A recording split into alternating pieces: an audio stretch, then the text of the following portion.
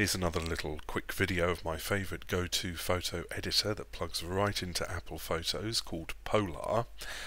This is a photo I took in Disneyworld Paris, and it's not particularly exciting, but I'm going to turn it around and make it into a little picture postcard that I can send to family members and say you wish you were here, even though I don't really wish they were there, because else they'd be on the trip with me, wouldn't they?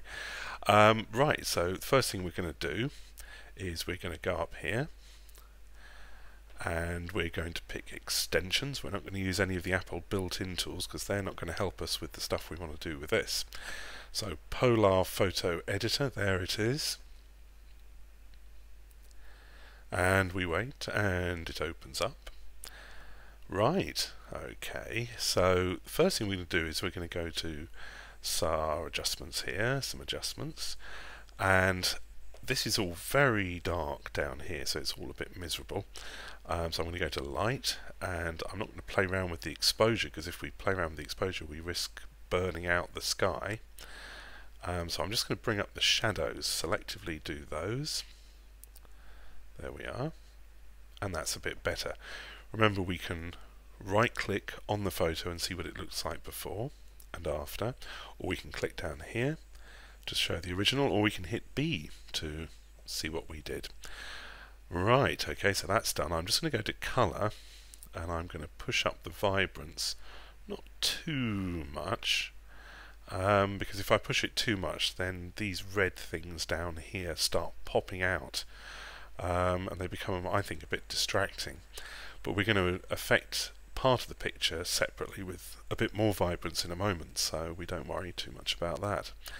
Okay, let's go to local adjustments, and the first thing I'm going to deal with is the sky. It was a somewhat slightly overcast evening, so there's some cloud in the sky we can see down here, but we've got some nice blue up here. It's just a shame it doesn't really come across in the photo. So because it's Disney World, because we want to make all these family members jealous, we want it to look more magical. So the first thing I'm going to do is grab a colour mask, and I'm going to affect this part of the sky here. I'm going to widen it right out, and by default, so you can see which bit of the photo you're affecting, Polarr puts in a +50 exposure. So as I move it around, you can see how that's changing the different affected colours, which is the central area. So I'm going to move it up here. I'm going to take down the exposure back to 0. In fact, I'm going to go slightly below 0. Can you see the blue of the sky starting to come back in again? So I'm going to take it down -22.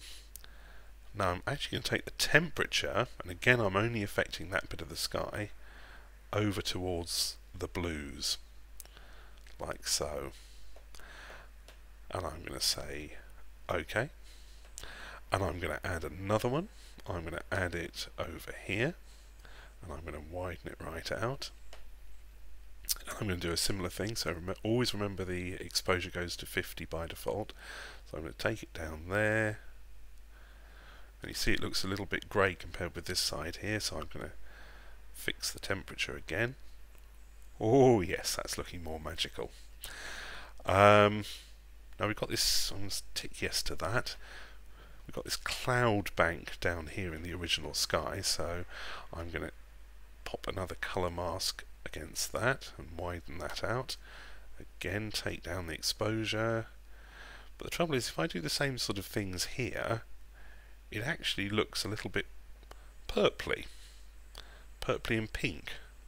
But that's okay, pink and purples are sort of magical. I might even put the tint of that a bit towards the purples. There we are. And I'm going to say OK to that.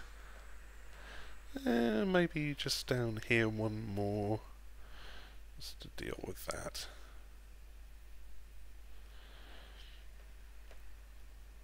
Always remember the default 50 exposure. There we are. And maybe one more in there. We have actually got there is actually the ability to have a brush mask, but really it would take so long going around here. This is a nice, quick and easy solution, and it pretty much does what I want. There we are. I might widen that out a bit. Right, so if I look back at my original by just right-clicking, huge difference. Original, new one. Okay, so I'm going to do some other things. I'm going to crop the photo actually, because I've got a little bit of a something, I don't know what that is, bit of tree. Let's bring it in so the castle's sort of almost right in the centre. There we are, and I might crop down a bit of that sky. I might crop down a bit of those people there as well.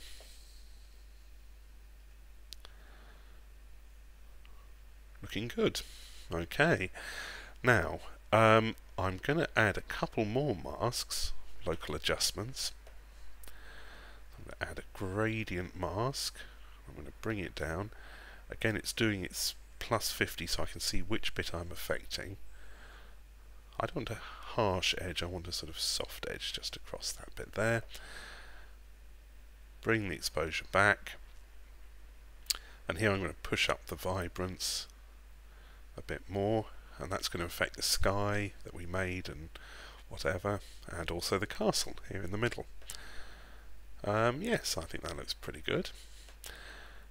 And I'm going to add one more gradient mask tool, and I'm going to put it roughly in the same place, about there. And this time I'm going to invert it, because I want to affect this bit down the bottom here, and I don't want to do the 50 exposure, I want to bring up the blur. I don't want to do it too much. About 9. Maybe 10, why not? I'm going to say OK to that. Right, now we've got a new feature that was added in a comparatively recent version where we can add text and shapes and things like that. So I'm going to add some text. I just click on text, I can double tap to edit it, and I'm going to say wish you were here. Okay, I'm going to grab it, put it down at the bottom here. I really don't like the font, so I'm going to fix that. I just click on that bit there. Let's see what we've got here. That looks slightly Disney-esque. I'll stick with that, but I might just change the colour. So I'm going to go back here. Got my colour selection here. There we go, and that kind of fits in a bit more with the colour of the castle.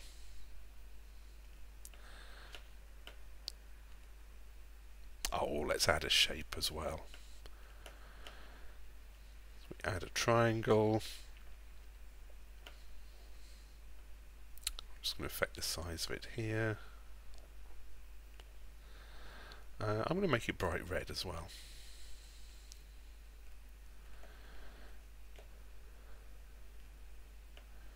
Wish you were here. I might have another one at the other end, so I'm just going to right click and duplicate that. And I grab another. I don't think my text is quite level, but it's set as centre there, but the actual box isn't necessarily centre, so all I'm going to do is grab the ends,